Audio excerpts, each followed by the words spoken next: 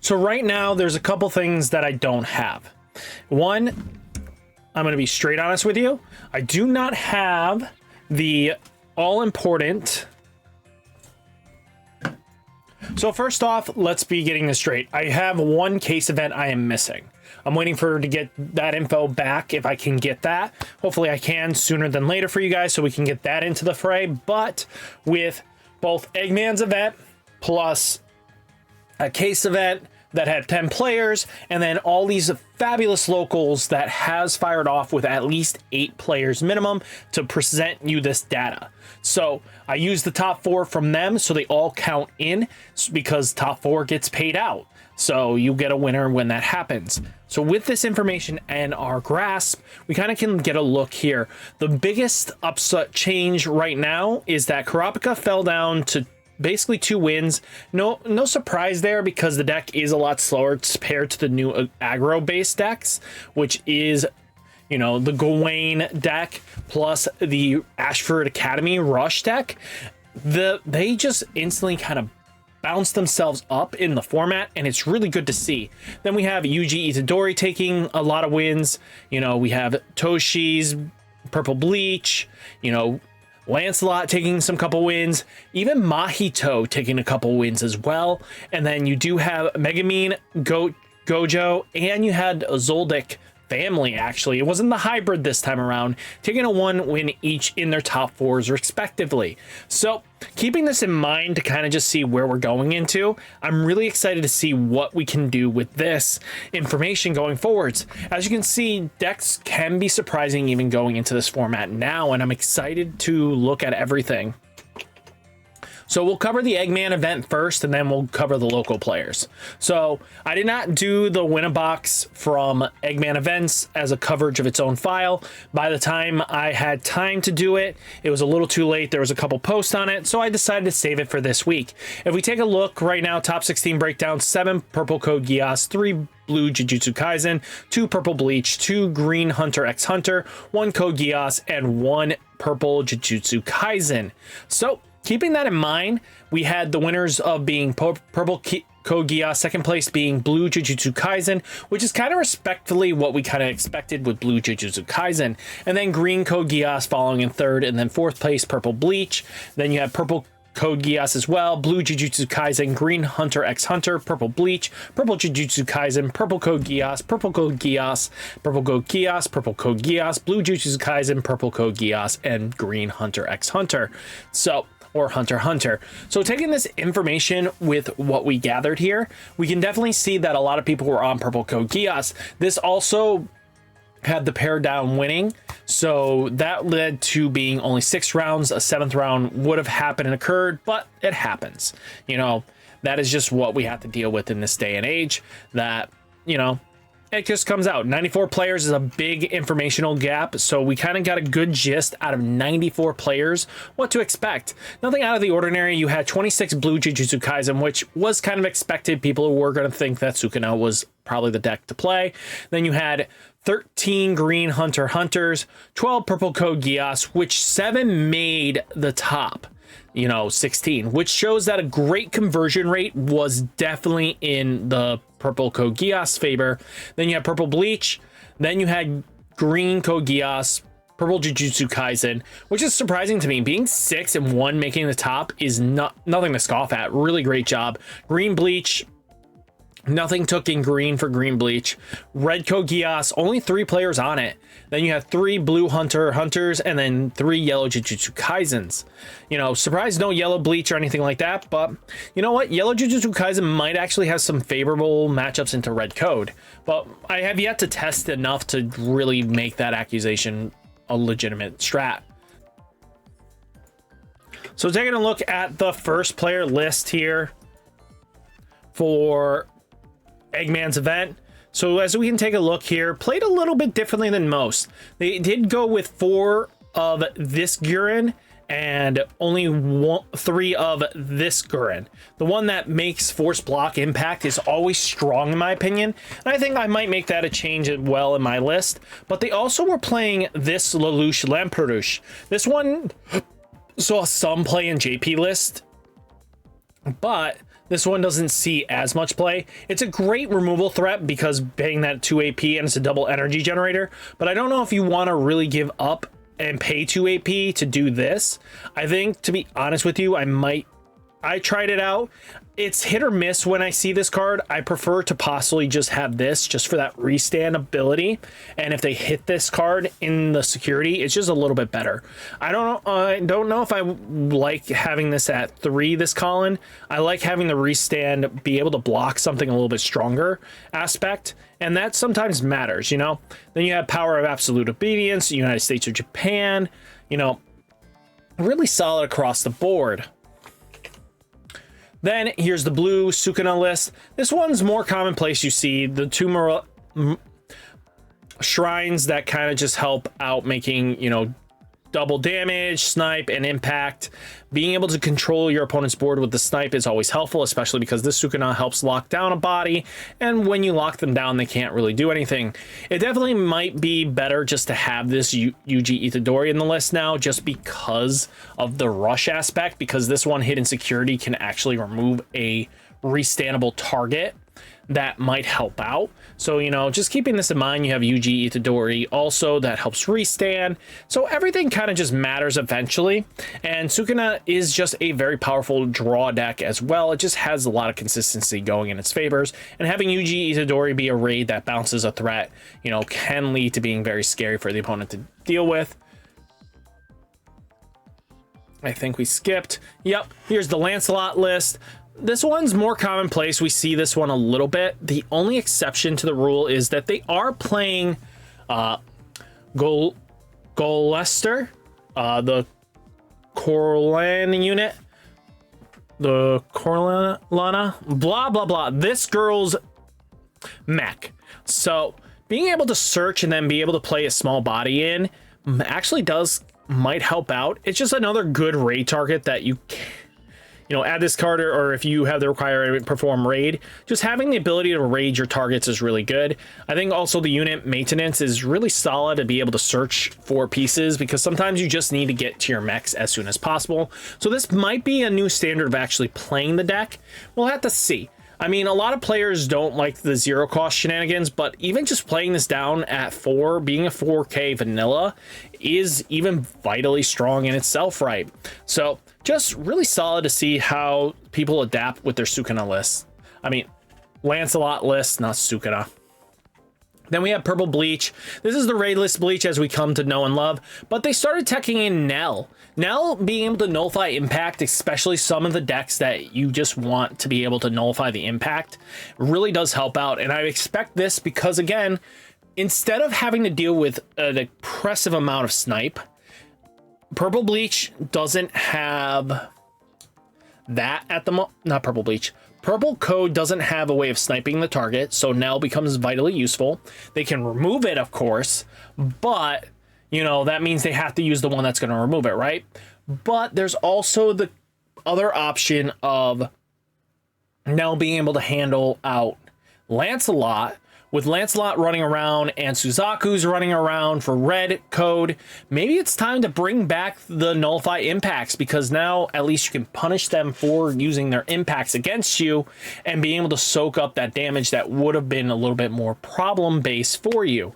Sometimes that's all you kind of need to have to be able to survive a turn now, and I think it might be the smart play to start incorporating them back into the lists. Yes. This Purple Code Geass list looks a little interesting, though. They are playing Die Hard here, which is interesting in itself, right? What one does this mean? Look at the top card of your deck. Place it at the top or bottom of your deck. Ooh, that's not a bad filter card. And they're not relying on the C2, the 0 cost C2 at all. But they are playing the Colin that'll help search for your Gearin mechs, which is kind of cool. And then they do have OG that is going to be able to produce the extra energy generation that you kind of want to have. So it looks pretty solid. They did quite well to be able to play that with a very different kind of style of play. And, you know, it's still the top end's still the same at the end of the day, but some pieces are different than what you normally expect. Then we have, you know, the Kento Namami version of the deck. So a lot of players haven't really done many crazy shenanigans with Kento Namami, but it's kind of cool to see. I like this Gojo a lot, actually. When attacking, draw a card. So this helps filter in. Being a 35k, especially against rush decks, can help you stabilize a lot better.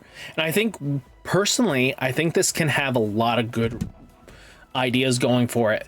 I think it's something worth testing at the end of the day, because 35 is nothing to scoff at. You know, you're not playing any of the, you know, blue color trigger, which isn't that good as anyway, but I think this might be worth giving a spin and try. I think, you know, being able at like close to 16, 14, 16 zero cost means that even if you kept a hand of 1-0 in your opener, means 9 out of 10 times you should be able to draw a second 0 by your turn 2. So even going AP draw, get 0, play 0, you know, that's all you do. Most likely you'll hit the second 0 and just be able to pop off from there, you know, because again, you don't mind drawing extra cards, because Kento and Sukuna's fingers are going to help you draw, and Kento is supposed to be able to deal double damage, be a 5k, and, you know, give that impact threat. This card just becomes crazy powerful at one point or another. And then using Collapse is such a great and powerful removal spell, because again, now with Lancelot's, you can just bottom deck their threat and get it off the board. You know, being able to now make it so that that rare Lancelot doesn't activate and give them back their piece, they finally lose their second piece, which was really more the problem child as is. But being able to remove threats are really good in any day and age. I mean, the only problem is it doesn't get rid of 5Ks very comfortably. So either you're just going to bounce it, and so they're going to have to re-rate it with the Yuji Itadori's, or you're just going to keep applying pressure. I like the one of Shrine. It's actually pretty cool. Then we have the Kopika. So this looks like they are playing Hanzo. They are playing the Kopika line. They are playing Puki, which is the null in Pokol. He's just there to nullify impact. You know, discard Panza. When sideline, draw a card. Zepile's just going to draw cards. At the end of the day, and we also have Shadow Beast that just says if there's a blue, you know, comes in for reduce. You know, in formats that are basically rare battles, this helps out. And we do have a lot of purple in the format now with Purple Bleach, and with the fact that we also have, guess who, Sukuna as well.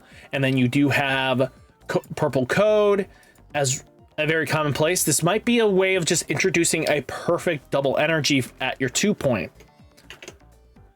Then here's a really interesting list. You know, a lot of people have slept on the Mahito deck before. This one is just really good in my opinion. Just taking a look from it, having the Ghettos, being able to use the Ghetto to search for pieces of the variety of Cursed Spirit by sacking pieces, which can either really be a problem for some decks too to deal with, is having double Ghetto out. If you can get 2 Ghettos out, 9 out of 10 times your opponent's dead. The fact of the matter is you don't use Ghetto as often as you think. It's just in there for plan B if plan B can go off. If plan A is your majority of the time going, you're fine. You have no worries in the world. The self-embody of perfection, being able to have any of your Mahitos be able to swing in and kill off one of your characters to play them active, is always scary, and your opponent has to deal with that threat. You know, Mahito is nothing to scoff at. I think the deck is really good. It's very strong. It's very fast, and opponents just get off put by how powerful this deck is. So don't sleep on this deck. I think a lot of players have, and it's time to get into the Mahito mindset. Then we do have the none other than more commonplace where you kind of find with Purple Code. You know, they're only playing 1 Colin here instead of the Lelouch Lamperouche 2 drop costs, but outside of that, you're just really seeing what the deck kind of always plays. They're playing the CCs, they're playing the Collins, they're playing the zeros, they're playing the Colin 1 drop, CC 2 drop, Lelouch Lamperouche, Colin Searcher is unique, but you know, the Gwaine at 4, Gurren at 4, and 3 of the, you know, Force Block Gurren.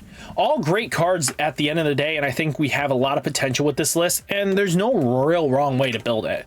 Then we do have another one that's playing Reed, Die Hard. You know, just being able to look at the top of your deck and decide, and then having Uji just being able to do what it wants, and then basically have the Girins. This is a really solid one too, is Chala being able to, you know, sideline her and then basically add one of your mechs back might be a good strat. What's also really surprising here, not a single extend trigger. They are not using the AP life trigger, you know, and that might be surprising and a half. If he did well without it, means that he's very comfortable with the list and doesn't need to be able to be saved. Then we have another one that has United States of Japan. You know, this is basically stock list, I think. No, we're still missing, instead of playing the 2-cost Lelouch Lamperouche. So not playing any of the 2-cost Lelouch Lamperouche. They are playing pretty decently anything they need to right here, right? So something to think about and understand is that they are playing the deck how they want. Huh? That's weird. So let's see. So we got 1, 2, 3, 4, 5, 6, 7, 8, 9, 10, 11, 12, 13, 14, 15. So this one came after the Mahito, 2 down. So Jujutsu code. Let's take a look here. United States of Japan. I think I saw this one. Just in case. Let's open the next one just in case. So this one has 2 Collins in it and 2 of the Lelouch Lamperouche. I think maybe it's just a good call to play the Colin. I think it is. To be honest with you, I feel more comfortable when I had the Colin in there. I took it out just to test without it. And I think having Colin be able to search the Girin out and then lead to your rating it immediately afterwards might actually be the play. And I think that might be just a good time to switch over to it, you know? So yeah, we talked about this one. Then we do have the Yuji Itadori, Sukuna, Kento Namami, Yuji Itadoris. All just really stock list, but it looks like Kento Namami is starting to pick up. I know this list a little bit more comfortably. Plays the Gojos. What are they not playing? Oh, they took out 2 Maki Zenins to put in more Gojos, which isn't a bad idea. You might not need the Maki Zenin to do what you think, but the Gojo, just having 2 of them up can lead to being you just playing your whole deck without any questions or fears. Then another purple code Geass here. Okay. This one has the C2 that is when sideline draw a card, impact, negate 1. That's not bad, actually. That could be quite useful and really beneficial, especially in the mirror. Then we do have Hunter Kopika. So just a normal deck. 2 Leorio, 1 Hisoka. At the end of the day, 3 melodies. The deck just plays well, right? So keeping that in mind, let's take a look here at some of the local tops. So this one here is a green Toshiro. So this is the Toshi Rush deck that you come known to love so much about it. And you just keep enjoying lists like this from time to time. And just having the Kenny in there is just really powerful, be able to remove most 4Ks. If your opponent doesn't have a 5K on board, Kenny's just going to answer most everything there. You know, then you have a regular Kenny that can't be minus his DP. It just applies pressure. And sometimes that's all you need to do, right? Then we do have Winter's First Place. This is from the case event. He did change it up a little bit from previous lists, but being able to have the School Festival, Ashford Academy, and House of Horrors just really goes the mile. There is no AP extension in the list, but he is playing not only at 4, that was a change up. He was only on 3, he moved to 4, just quite useful. And then here's another red Ashford Academy. I think a lot of players just didn't know what they were doing with it right away, but something to really note about it is that The fact that if you see Ashford but no Nonalies, that you can still play Shirley as a non-raid and then cycle her. So Shirley's raid target is just basically there just to be in the energy line, and you just keep cycling with her. You get to draw a card, trash a card, just pitching to get to your pieces as fast as possible, meaning the deck's sped up because of it, and that even hitting her off life can stop push turns, because people do have a tendency of just swinging with their big guys first, because again, the mindset is, what if I hit a removal spell?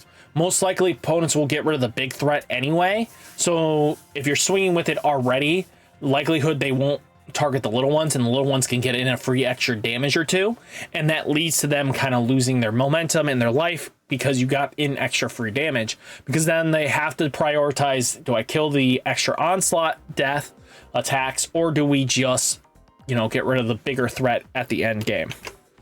Then another Ashford Academy here. This one is very similar to what you kind of just see even nowadays, but this one does play the President Order to help extend. Some players feel comfortable having this in their deck, and there's nothing wrong with that. I don't think you ever go less than 4 Ashford Academies, though.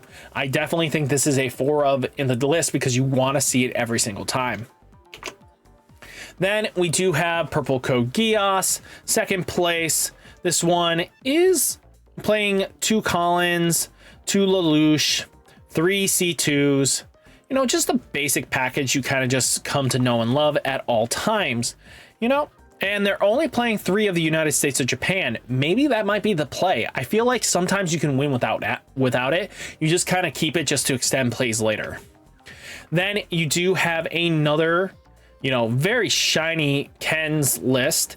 He does have C2s at 2. This is from the case event, you know, just max rarity bling, you know, United States of Japan. Just taking a look here across the board, really solid. Then we do have Colin and Lelouch. This one I did top with locals at a few times.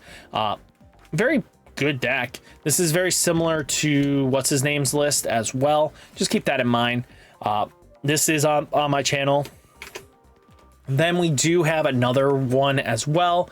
L2 Keys, Purple Code Geass, you know, Gearins. They are playing Brody, this mech that is basically when rated, draw a card. It's not a bad pickup choice, right? I think you have a lot of choices here. And then you have No Name here. He basically played Lelouch, Lamperouche, both versions, C2 at 2. Just very commonplace what you see with this list. Then we do have Swindler's third place list.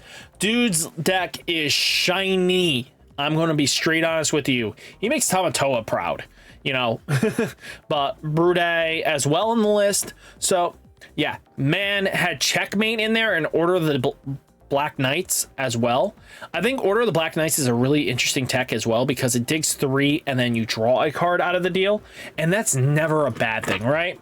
You kind of want to be able to gain 2 cards out of the deal and be able to extend plays, because now you dug a little deeper. Sometimes, you know, the Lelouch doesn't die right away to dig you the cards you need, so keeping that in mind, you just want to have complete and other value, right?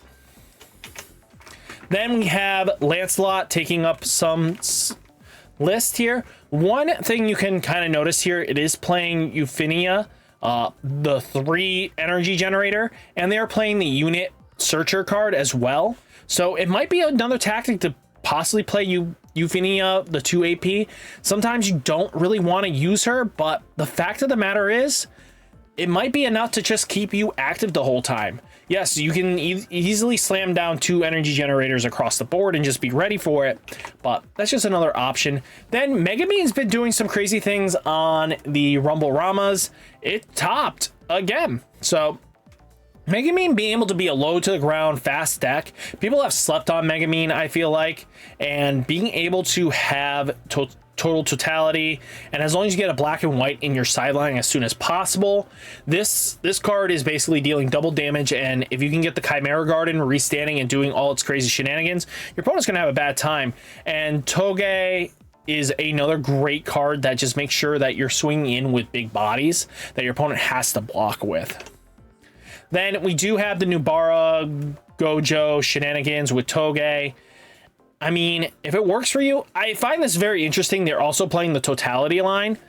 So we have to see where this is going, right? I feel like sometimes this list looks like it can hit or miss very often. Let's see.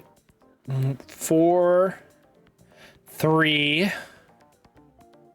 Only 7 zeros, guys. I'm kind of nervous here. I don't like it. I mean, he's got plenty of 1 costs to go with, but I feel like the 0 costs are what's... Without more zeros in the list, he's going to die from not seeing his pieces. And then we do have Jujutsu Kaisen from Games RS. Gamers RS. 8 players, round 1 through 3, all Sukuna and Yujis. It was from the rare battle. Just fun to look at a Kento Namami list. Then we do have... Let's see if we can get the mouse working again. Just even for a split second, because I know that just skipped. So another one, a blue Sukuna list. Plays 2 shrines, 4 domain expansions, 4 Sukuna's fingers, 4 divergent fists. Yuji eats his Dori zeros, plays winners. Dude's flexing is to flex at this point. This is max rarity shine. It's really cool. But all in all, though, really good across the board. And then we do have none other than the Zoldyck family. You know, Illumis, the Silvas. Silva with snipe and impact is always scary. If it works for them, it works for them, you know? I think just keeping this in mind across the board, it's just good information, right? Just to have. And hopefully, guys, you found this very insightful. And it's a little bit longer than expected, but, you know, you can't... It's been 2 weeks, and it's finally good to just break this down. So, guys, hit that like button, hit that subscribe button, stay safe, stay healthy, and I'll catch you next one. Peace.